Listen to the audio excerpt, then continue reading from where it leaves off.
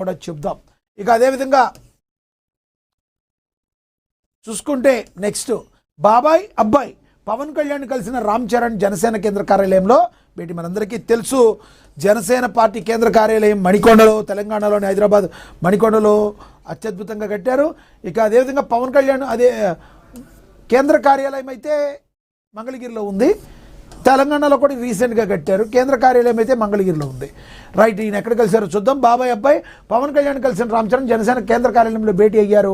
మరి ఆంధ్రప్రదేశ్ ఉప ముఖ్యమంత్రి జనసేన పార్టీ అధినేత Pawan Kalyan mega power star Ram Charan సమావేశమయ్యారు. బుధవారం సాయంత్రం మంగళగిరిలోని జనసేన పార్టీ కేంద్ర కార్యాలయానికి విచ్చేసిన రామ్ చరణ్ బాబాయ్ పవన్ కళ్యాణ్ మర్యాదపూర్వకంగా కలిశారు. అమరావతిలోని ఏసీఏ ఇంటర్నేషనల్ క్రికెట్ స్టేడియంలో జరుగుతున్న ఆంధ్ర ప్రీమియర్ లీగ్ వేడుకలకు ముఖ్య అతిథిగా హాజరయ్యేందుకు మంగళవారం విచ్చేశారు. ఈ పర్యటనలో భాగంగానే జనసేన ప్రధాన కార్యాలయానికి వెళ్లి పవన్తో ఆత్మీయంగా ముచ్చటించారు. ఇటీవల జరిగిన సార్వత్రిక ఎన్నికల్లో ఎన్డీఏ కూటమి ఘన విజయం సాధించడం, అందులో జనసేన పార్టీ 100% స్ట్రైక్ రేట్తో అద్భుత ఫలితాలు రాబట్టడం పట్ల పవన్ కళ్యాణ్కు రామ్ చరణ్ ప్రత్యేక అభినందనలు తెలియజేశారు. రాష్ట్ర ఉప ముఖ్యమంత్రిగా పలు కీలక శాఖలు మంత్రిగా బాధ్యతలు చేపట్టిన అనంతరం పవన్ను ఆయన తొలిసారిగా కలిసి శుభాకాంక్షలు తెలిపారు. యువసేనాని రాకతో జనసేన కేంద్ర కార్యాలయంలో సందడి నెలకొంది. ఆంధ్రప్రదేశ్ రాష్ట్ర ప్రభుత్వ అధికారిక చిహ్నం సాక్షిగా బాబాయ్ అబ్బాయి ఒకే ఫ్రేమ్లో ఉన్న ఫోటోలు, వీడియోలు ప్రస్తుతం సామాజిక మాధ్యమాలు విశేషంగా ఆకట్టుకుంటున్న ఆ ఇమేజ్ని మనం ఇక్కడ కూడా చూడవచ్చు. ఇక అదేవిధంగా చూసుకుంటే నెక్స్ట్ ఏం ప్రచురించారు చూద్దాం. నీరవ్ మోడీకి లండన్ కోర్టు షాక్ ఇచ్చిందట.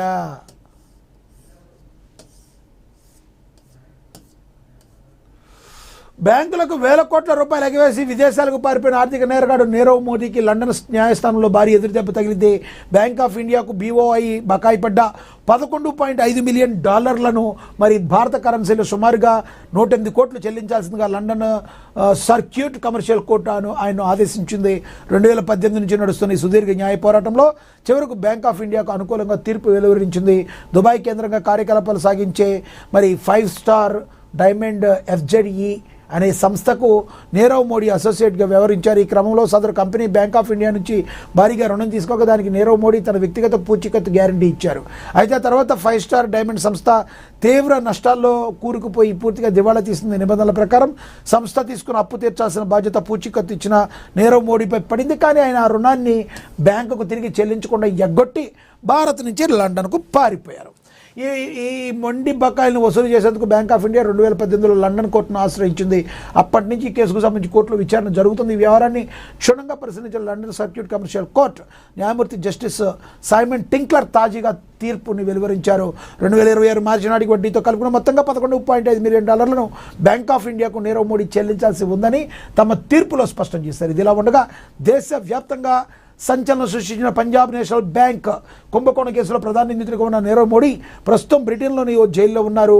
ఈ భారీ కుంభకోణంపై సిబిఐ ఎన్ఫోర్స్మెంట్ డైరెక్టరేట్ సంస్థలు ముమ్మరంగా దర్యాప్తు కొనసాగిస్తున్న ఆయనపై భారత్లో పలు ఆర్థిక నేరాల కేసులు నమోదు కావడంతో ఆయన విచారణ నిమిత్తం దేశానికి రప్పించేందుకు భారత దర్యాప్తు సంస్థ అనేక రకాలుగా ప్రత్యామ్నాయాలు చూస్తుంది.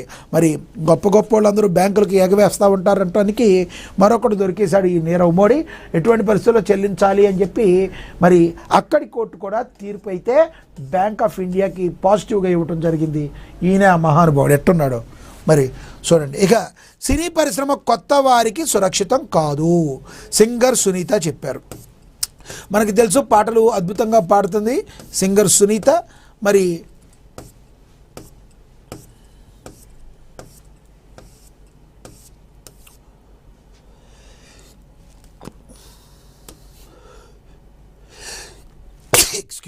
దశాబ్దాలుగా తన మధురమైన గాత్రంతో కోట్లాది మంది సంగీతాన్ని అభిమానుల హృదయాలను గెలుచుకున్న ప్రముఖ టాలీవుడ్ సింగర్ సునీత మరి సంచలనమైన వ్యాఖ్యలు చేశారు.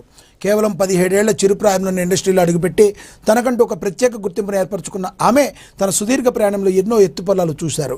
తాజాగా ఒక ఇంటర్వ్యూలో పాల్గొన్న సునీత సినీ పరిశ్రమలో మహిళలు ఎదుర్కొంటున్న వేధింపులు, కాస్టింగ్ కౌచ్, అలాగే సామాజిక మాధ్యమాల్లో పెద్ద ఎత్తున జరుగుతున్న స్త్రీ సమానత్వం, ఫెమినిజం వంటి సున్నితమైన అంశాలపై తనదైన స్టైల్లో స్పందించారు.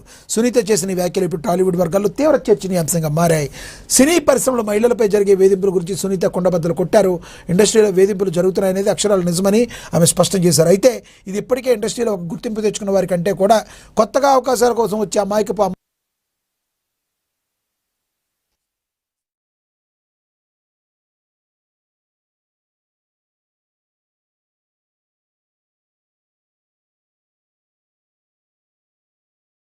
ఇండస్ట్రీ అనేది కొత్తగా వచ్చే వాళ్ళకి ఏమాత్రం సేఫ్ ప్లేస్ కాదని ఆమె చెప్పుకొచ్చారు. ఇక్కడ సురక్షితంగా ఉండాలంటే మానసికంగా, ఎమోషనల్గా, శారీరకంగా, అలాగే ఆర్థికంగా కూడా చాలా బలంగా ఉండాలని, అప్పుడే ఈ రంగుల ప్రపంచంలో తట్టుకొని నిలబడగలరని సునీత స్పష్టం చేశారు. ఇదే క్రమంలో ప్రస్తుత రోజుల్లో బట్టల ఎంపిక, వ్యక్తిగత స్వేచ్ఛ తదితర అంశాలపై నడుస్తున్న చర్చలపై సునీత ఘాటుగా స్పందించారు. చాలామంది నా బాడీ నా ఇష్టం, నాకు నచ్చిన బట్టలు వేసుకుంటా అని మాట్లాడుతున్నారని, దాన్ని ఫెమినిజం, సమానత్వంతో ముడిపెట్టడాన్ని ఆమె తప్పుపట్టారు.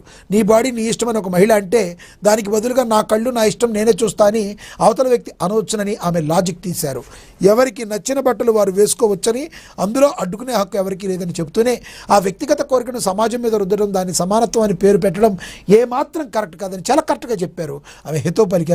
మహిళలు సిగరెట్ తాగడానికి కూడా సమానత్వంగా భావించడాన్ని సునీత తీవ్రంగా ఖండించారు. సిగరెట్ విషయంలో మగవాళ్ళు ఆడవాళ్ళు అసలు సమానం కాదని స్పష్టం చేశారు. ఒక సిగరెట్ తాగితే మగవాడి కంటే ఆడవాళ్ళ శరీరానికి జరిగే నష్టమే చాలా ఎక్కువగా ఉంటుందని ఆమె ఆందోళన వ్యక్తం చేశారు. సమానత్వం పేరుతో ఇలాంటి చెత్త విషయాలను చర్చించడం తనకు ఏమాత్రం నచ్చదని ఆమె తెగేసి చెప్పారు. మహిళలకు సమాజంలో ఇంకా చాలా పెద్ద సమస్యలు ఉన్నాయని, దయచేసి వాటి గురించి మాట్లాడాలని ఆమె పిలుపునిచ్చారు. దాపరికం లేకుండా సునీత చేసిన ఈ వాస్తవిక వ్యాఖ్యలపై ఇప్పుడు నెట్టింట సైతం సానుకూల స్పందన వ్యక్తమవుతుంది. సునీత అంటే అందరికీ తెలుసు, మధుర గాయంతో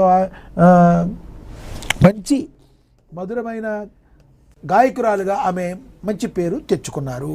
ఇక సాయికృష్ణది లాకప్ డెత్తే. రాష్ట్ర వ్యాప్తంగా పెను సంచలనం సృష్టించిన గాది సాయికృష్ణ అధ్యక్ష కేసులో చివరకు నగ్న సత్యం బట్టబయలైంది. సాయికృష్ణది ముమ్మాటికి పోలీసుల అమానుషత్వానికి బలైపోయిన కస్టోడియల్ డెత్ అని ప్రత్యేక దర్యాప్తు బృందం సిట్ అధికారికంగా నిర్ధారించింది. నిందితుడైన కృష్ణలంక సిఐ నాగరాజుకు ప్రభుత్వ ఆసుపత్రిలో వైద్య పరీక్షలు పూర్తి చేసిన అనంతరం పోలీసులు ఆయన విజయవాడలోని 2వ ఏజెస్ కోర్టులో హాజరుపరిచారు. ఈ సందర్భంగా సిట్ అధికారులు కోర్టుకు సమర్పించిన రిమాండ్ రిపోర్టులో గుండెలు అలసిపోయే దిగ్భ్రాంతికర నిజాలు పొందుపరిచారు.